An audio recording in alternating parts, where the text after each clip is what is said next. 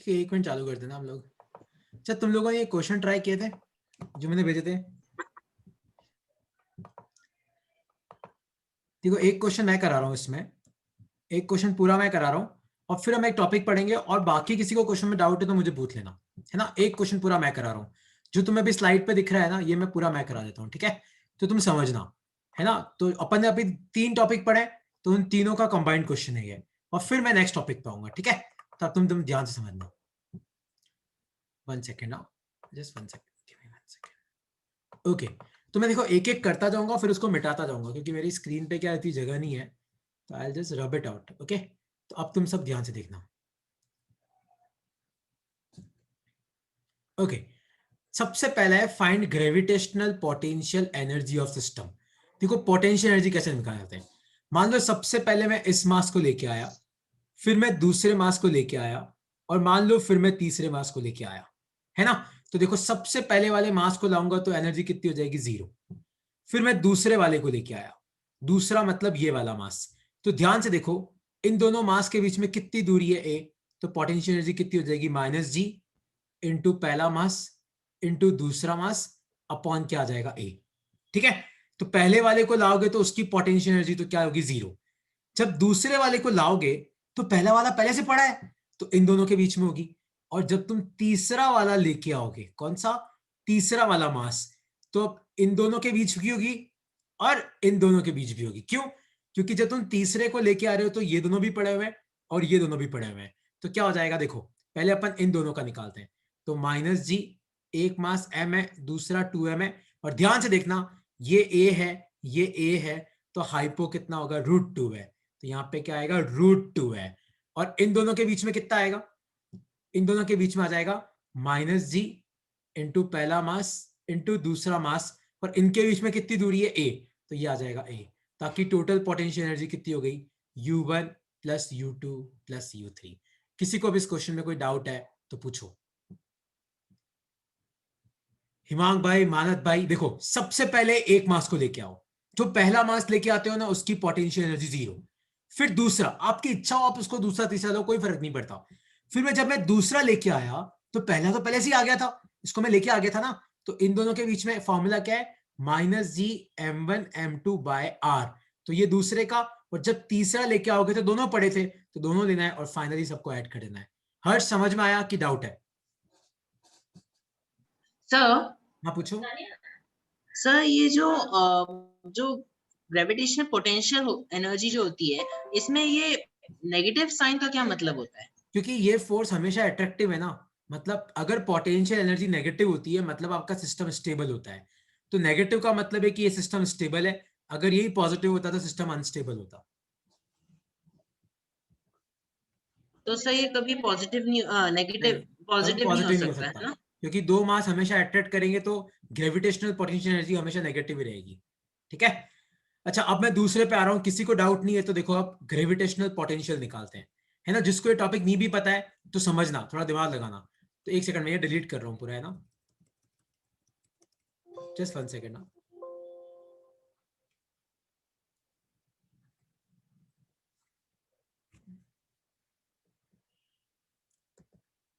Just 1 second. अब हमको निकालना है ग्रेविटेशनल पोटेंशियल। तो याद है कल मैंने तुम्हें ग्रेविटेशनल पोटेंशियल का फंडा बताया था। ग्रेविटेशनल पोटेंशियल कैसे निकालते हैं, याद है? किसी भी मास के कारण, कोई भी मास है m, उससे r दूरी पे ग्रेविटेशनल पोटेंशियल होता है -Gm/r। ठीक है, कोई भी मास m, उससे r दूरी पे आपका ग्रेविटेशनल पोटेंशियल क्या होता है, किसी भी मास m से r दूरी पे होता है -Gm/r। तो आपको निकालना है gravitational potential at point A पे निकालना है। तो ध्यान से देखो, ए पॉइंट m से कितना दूर है, a। तो इसके कारण कितना हो जाएगा, -Gm/a। ध्यान से देखो 2m से कितना दूर है, a। तो इसके कारण -G × 2m/a, क्योंकि किसी भी मास से r दूरी पे -Gm/r। और ध्यान से देखना, इस मास से कितना दूर है, तो ये कितना है, √2 है। तो इसके कारण क्या हो जाएगा, -Gm/√2 है। ये है आपकी ग्रेविटेशनल पोटेंशियल एनर्जी। किसी को अब इसमें कोई डाउट है तो पूछो। दुनिया में कोई भी मास होता है ना, उससे r दूरी पे पोटेंशियल कितना होता है, -Gm/r। तो इस तरीके से आपको ऐड करना है। डायरेक्शन देखने की कोई जरूरत नहीं है क्योंकि ग्रेविटेशनल पोटेंशियल एक स्केलर क्वांटिटी है, तो डायरेक्शन से कोई फर्क नहीं पड़ता, है ना। अब इस क्वेश्चन में किसी को कोई डाउट है तो पूछो।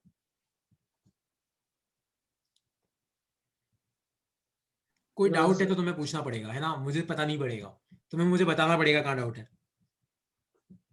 ओके, कोई डाउट नहीं है तो बस लास्ट पार्ट, फिर मैं नए टॉपिक पे बढ़ रहा हूं। तो इसका लास्ट पार्ट है, ठीक है, अब तुम ध्यान से देखना। तो इस क्वेश्चन का लास्ट पार्ट ये था कि आपको बताना है कि 2m पे कितना फोर्स लग रहा है। ध्यान से देखो, सपोज करो कि ये तुम हो और ये तुम्हारा एक दोस्त नंबर 1 है, ये तुम्हारा दोस्त नंबर 2 है। तो हर दोस्त तुम्हें अपनी तरफ बुलाएगा, तो ये वाला दोस्त तुम्हें ऊपर की तरफ बुलाएगा, ऊपर की तरफ। क्या फोर्स लगेगा? जी इंटू पहला मास इंटू दूसरा मास अपॉन डिस्टेंस का स्क्वायर। एक फोर्स तो उधर आ गया, एक फोर्स उधर लगेगा उस तरफ, और कितना लगेगा? जी इंटू पहला मास इंटू दूसरा मास अपॉन, याद है ये दूरी क्या है? √2 है, तो नीचे आ जाएगा 2a का स्क्वायर, क्योंकि √2 का स्क्वायर 2 ये। और ध्यान से देखो तो आपका ये एंगल कितना आएगा? 45 डिग्री। निकाल सकते हो टेन थीटा क्या होता है? परपेंडिकुलर अपॉन बेस, परपेंडिकुलर भी ए, बेस भी है, तो टेन थीटा हो गया 1, और टेन थीटा 1 कब होता है? 45 डिग्री पे। तो आपके पास दो फोर्स है, F1 है, F2 है। और मैं तुम्हें परसों भी बताया था, अगर दो फोर्स होते तो उनका रिजल्टेंट कैसे निकालते हैं? F1 square plus F2 square plus 2F1 F2 cos theta. बस ये फॉर्मूला लगाना है और तुम्हारा आंसर आ जाएगा। किसी को अब कुछ पूछना है तो पूछो। ग्रेविटेशनल पोटेंशियल एनर्जी में कुछ पूछना है तो पूछो, पोटेंशियल निकालते उसमें पूछना है तो पूछो, फोर्स में कुछ पूछना है तो तुम पूछ सकते हो। नहीं तो मैं अपने टॉपिक पे आ रहा हूं, क्योंकि एग्जैक्ट ऐसे दो क्वेश्चन मैंने तुम्हें और दिए थे, परसों मैंने तुम्हें भेजे थे, है ना। तुम्हें ट्राई करने, तुम ट्राई करना, मैं तुम्हारी हेल्प करूंगा। और कुछ पूछना है तो पूछो। तो ये थीटा कैसे हो सकता है? अरे दे रखा है ना, देख देवांश, ये ए दे रखा है, ये ए दे रखा है, तो टेन थीटा 45 डिग्री आ गया। अच्छा, ओके। ठीक है, तो देखो अब ये दो क्वेश्चन मैंने तुम्हें परसों भेज दिए थे, प्लीज तुम ट्राई करना, तभी तुम ये टॉपिक सीखोगे। पोटेंशियल एनर्जी, पोटेंशियल और फोर्स। तो नेक्स्ट लिखो अपनी कॉपी में, टॉपिक लिखो, बहुत इंपॉर्टेंट टॉपिक है, लिखो अपनी कॉपी में, orbital velocity of satellite. Orbital velocity of satellite. तो अर्थ के आसपास जो सैटेलाइट घूमती है उनकी वेलोसिटी कितनी होगी? Orbital velocity of satellite.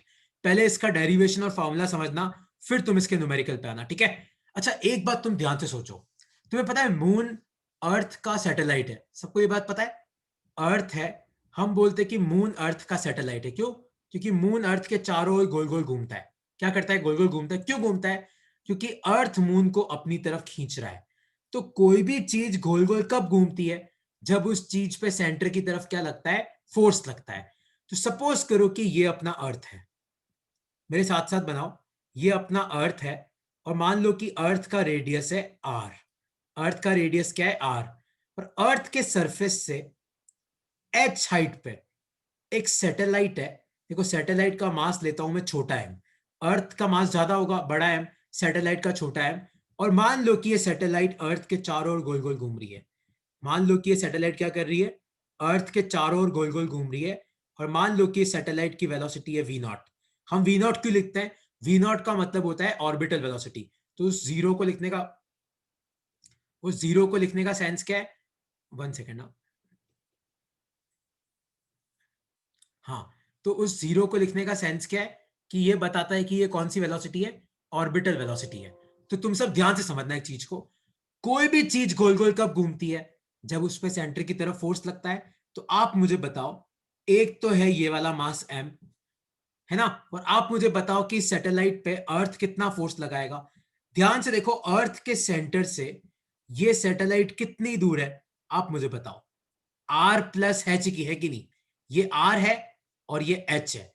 तो अर्थ इस सैटेलाइट पे कितना फोर्स लगाएगा? g इंटू पहला मास मतलब प्लेनेट का मास, छोटा वाला मास मतलब सैटेलाइट का मास, और gm1m2/r²। तो नीचे क्या आ जाएगा? r+h का होल स्क्वायर। क्यों आया? क्योंकि अर्थ के सेंटर से ये मास कितना दूर है? r+h। तो दो ऑब्जेक्ट के बीच में ग्रेविटेशनल फोर्स कितना होता है? gm1m2/r²।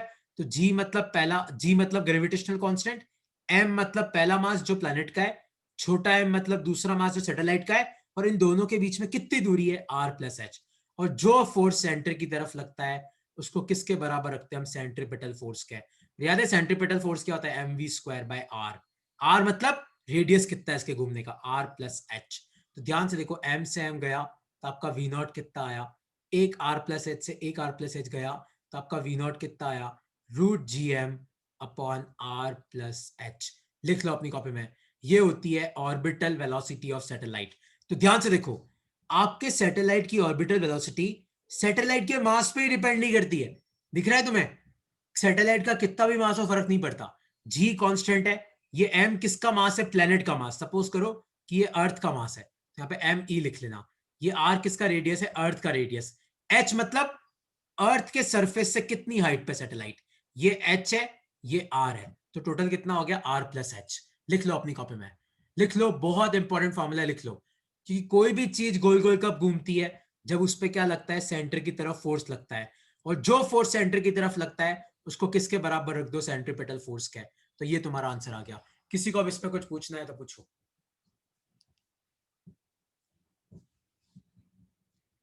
कोई डाउट है तो पूछो।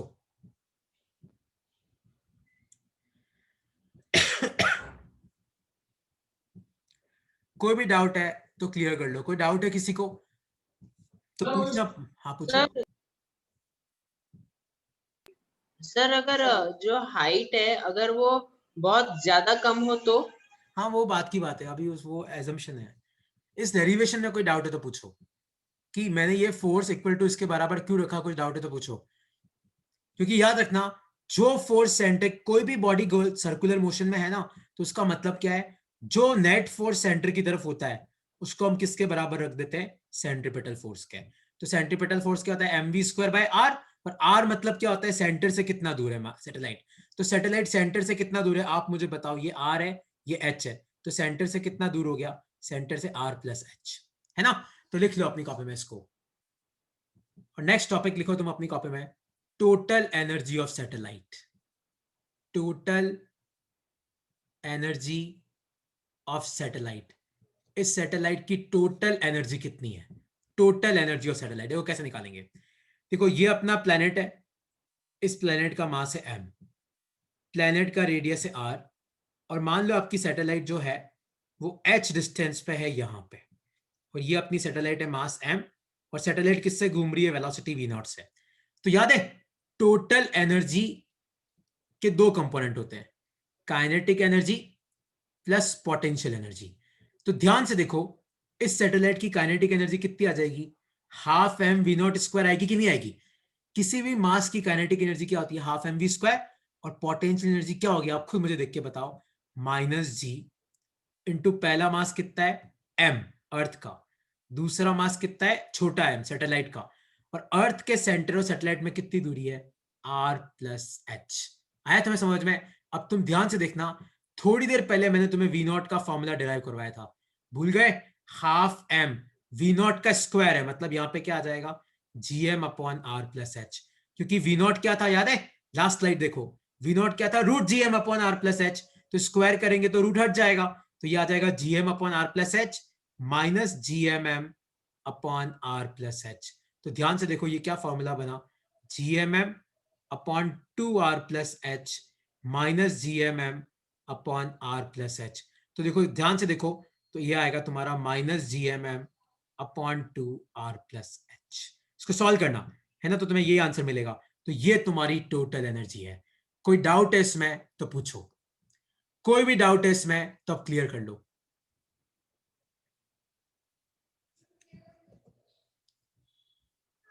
लिख लो और फिर अपन इसके न्यूमेरिकल करते हैं ना। एक बार लिख लो इसको, फिर मैं तुम्हें इसके क्वेश्चन कराऊंगा, है ना। एक और चीज लिखने से पहले एक और चीज ध्यान से देखो, सब ध्यान से देखना। तो आपकी पोटेंशियल एनर्जी कितनी थी, ध्यान से देखो, -g इंटू पहला मास इंटू दूसरा mass upon r plus H. ध्यान से देखना, आपकी टोटल एनर्जी कितनी है, ध्यान से देखो, -g into m upon m, और नीचे 2 है, r प्लस एच। और ध्यान से देखना इसकी काइनेटिक एनर्जी कितनी थी, सब ध्यान से देखो, यही काइनेटिक एनर्जी है। ध्यान से देखो काइनेटिक एनर्जी कितनी है, gmm upon 2 r plus H. तो अपनी कॉपी में मैं तुम्हें ये 3 फॉर्मूले लिखवा रहा हूं, इसको लिख लो अपनी कॉपी में, सब ध्यान से समझना और फिर लिखना, एक सेकंड ना, और फिर तुम एक साथ लिख लेना। तो देखो, टोटल एनर्जी और पोटेंशियल एनर्जी में सब कुछ सेम है, बस यहां पे नीचे 2 है। तो टोटल एनर्जी को अपन क्या लिख सकते हैं, पोटेंशियल एनर्जी डिवाइडेड बाय 2। और ध्यान से देखो, काइनेटिक एनर्जी और पोटेंशियल एनर्जी में एक ही डिफरेंस है, पोटेंशियल एनर्जी में माइनस है, काइनेटिक एनर्जी में नहीं है। तो kinetic energy is minus of potential energy, क्योंकि माइनस माइनस प्लस हो जाएगा। तो ये तुम्हारी 2 इक्वेशन लिख लो अपनी कॉपी पे, और इसमें कोई डाउट है तो पूछो, क्योंकि टोटल एनर्जी 2 चीजों से बनती है, काइनेटिक से और पोटेंशियल से। अगर आपके सैटेलाइट का मास है m, वेलोसिटी है v0, तो काइनेटिक एनर्जी कितनी होगी, हाफ एम v0 स्क्वायर, और पोटेंशियल एनर्जी क्या होती है, माइनस जी इंटू पहला मास मतलब प्लेनेट का, दूसरा मास मतलब सैटेलाइट का, और नीचे r प्लस एच। क्यों, क्योंकि प्लैनेट के सेंटर से सैटेलाइट का सेंटर कितना दूर है, r प्लस एच। और फिर मैंने v0 की वैल्यू पुट करी और ये अपना आंसर आ गया। किसी को अब इसमें कुछ पूछना है तो पूछो।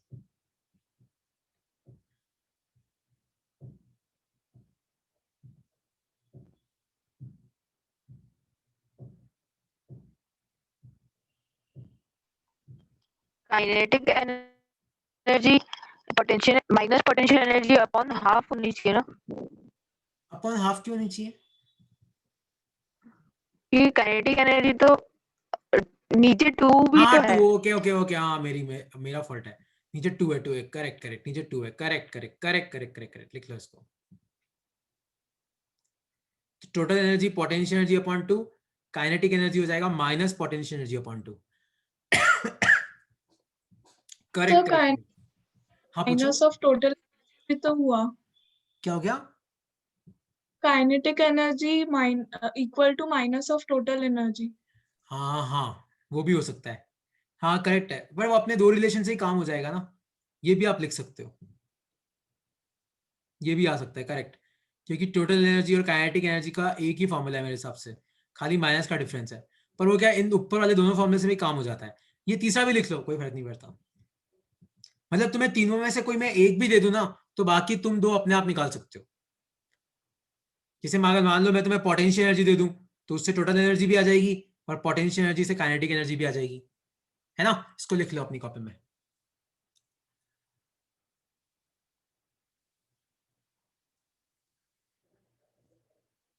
लिख लो। और वापस किसी को अब इसको वापस समझना है तो तुम मुझे बोल दो, मैं वापस समझा देता हूं कि तुम्हें समझ में आ गया। तो टोटल एनर्जी के 2 कंपोनेंट होते हैं, काइनेटिक और पोटेंशियल। काइनेटिक एनर्जी होती है half m v square, potential energy का फॉर्मूला क्या होता है, माइनस जी इंटू पहला मास इंटू दूसरा मास अपॉन आर। तो पहला मास तो प्लेनेट का है, दूसरा मास सैटेलाइट का है, तो माइनस जी इंटू बड़ा एम इंटू छोटा एम। और ध्यान से देखो, दोनों मास के सेंटर के बीच में कितनी दूरी है, आर प्लस एच, तो ये आ गया आर प्लस। बस तो अब तो वेलोसिटी की वैल्यू पुट करी और आंसर आ गया, है ना। तो अब एक क्वेश्चन तुम लोग सॉल्व करो। तो क्वेश्चन है ये लिख लिया था सबने, इसके बेसिस पे क्वेश्चन करा रहा हूं मैं इसके, कि total energy equal to potential energy by 2 होता है, kinetic energy minus potential energy by 2 होता है, और kinetic energy is minus of total energy. तो क्वेश्चन है if potential energy of a satellite, मान लो कोई सैटेलाइट है, if potential energy of a satellite is minus 600 joule, find total energy and kinetic energy। बताओ क्या होगा इसका आंसर, सब चैट बॉक्स में टाइप करो क्या आएगा इसका आंसर।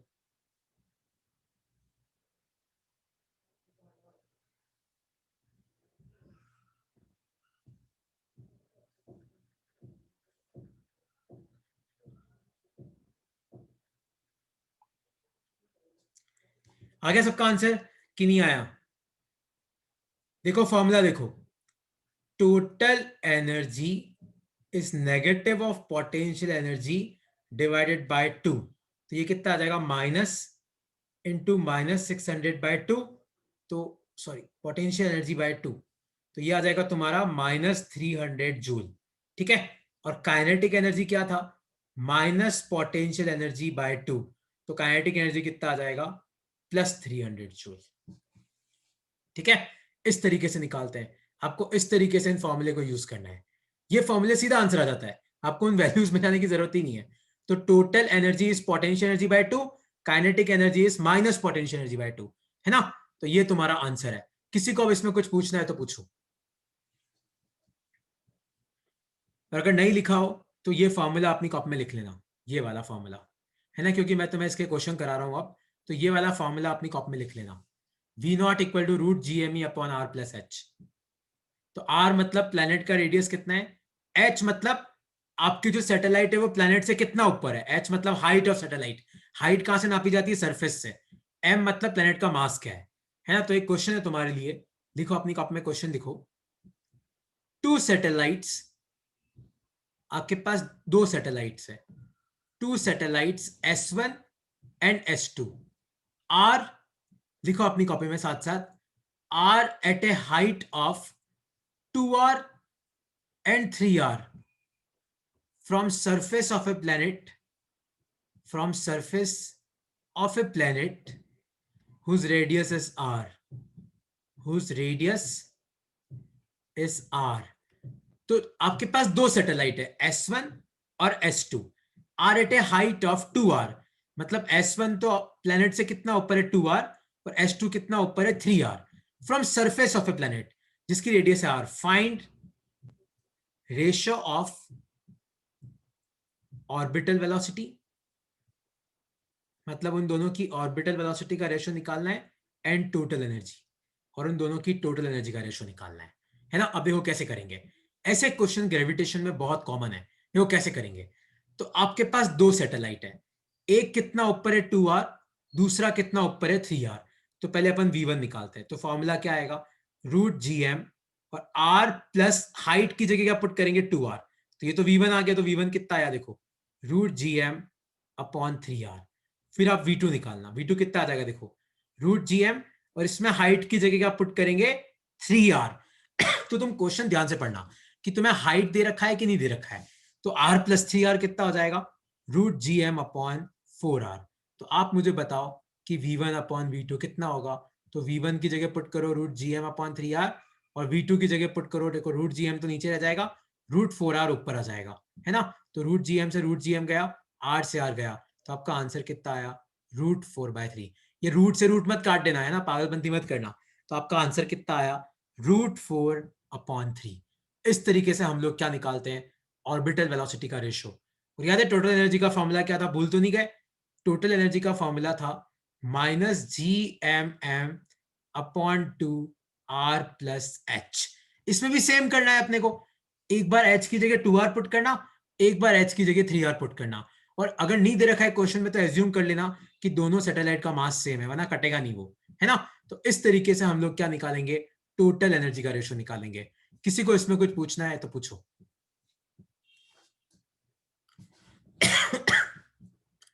कुछ पूछना है इस क्वेश्चन में, कोई डाउट है तो क्लियर करो। कि आपके पास दो सैटेलाइट है, एक तो उन दोनों की हाइट दे रखी है, हाइट मतलब अर्थ मतलब प्लेनेट के सरफेस से कितना ऊपर है, तो आपको ऑर्बिटल वेलोसिटी का रेशियो निकालना था और टोटल एनर्जी का। ठीक है, कोई डाउट नहीं है। तो नेक्स्ट टॉपिक लिखो अपनी कॉपी में, time period of satellite. Time period का मतलब है कि एक चक्कर काटने में कितना टाइम लगा, टाइम पीरियड ऑफ सैटेलाइट। देखो ये कैसे निकालते हैं। सपोज करो कि ये आपका प्लेनेट है जिसका मास है m, ये इस प्लैनेट की रेडियस है r, और प्लैनेट के सरफेस से h हाइट पे आपकी सैटेलाइट है जिसका मास है m, और वो घूम रही है v0 से। और मान लो t आपको निकालना है, t का मतलब है time for one revolution. t का मतलब क्या है कि एक चक्कर काटने में कितना टाइम लगेगा। तो तुम मुझे बताओ, जब आपकी सैटेलाइट एक पूरा चक्कर काटेगी, आप मुझे बताओ कि अगर आपकी सैटेलाइट एक पूरा चक्कर काटेगी तो वो कितना डिस्टेंस कवर करेगी। सब ध्यान से देखो, सब ध्यान से देखना, गोला घूम रही है और इस गोले का रेडियस कितना है, इतना, सेंटर से नापा जाता है ना, तो गोले का रेडियस कितना है r प्लस एच। तो ये एक पूरा चक्कर काटेगी तो ये कितना डिस्टेंस कवर करेगी, 2πr प्लस एच, क्योंकि किसी भी सर्कल का सर्कमफ्रेंस क्या था 2πr, और यहाँ पे रेडियस कितनी है r प्लस एच। तो v को अपन क्या लिख सकते हैं, d अपॉन टी। तो v0 तो है अपने पास, अपन ने निकाल लिया, d कितना है 2πr प्लस एच, और t की जगह पुट कर दो आप टाइम। तो ध्यान से देखो, यहाँ पे t को उधर भेजो और यहाँ पे आ जाएगा 2π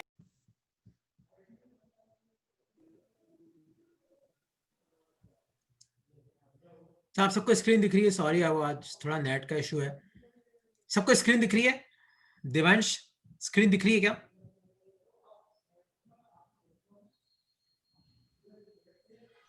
सर आवाज क्लियर नहीं आ रही है। अच्छा एक सेकेंड। अब आ रही है आवाज? सुन, आप सुनना, अब आ रही है आवाज? सर स्क्रीन नहीं दिख रही है। स्क्रीन नहीं दिख रही है क्या? एक सेकंड। यार दिखनी चाहिए स्क्रीन तो यार, मैंने शेयर कर रखी है। एक मिनट रुक जाओ प्लीज यार, 1 मिनट होल्ड करना सब लोग, है ना, हो जाएगा सही, क्योंकि मुझे टॉपिक पूरा करना है वरना वापस यही टॉपिक आ जाएगा। अब आ रही है आवाज? देखो मैंने वापस रिफ्रेश किया इसको।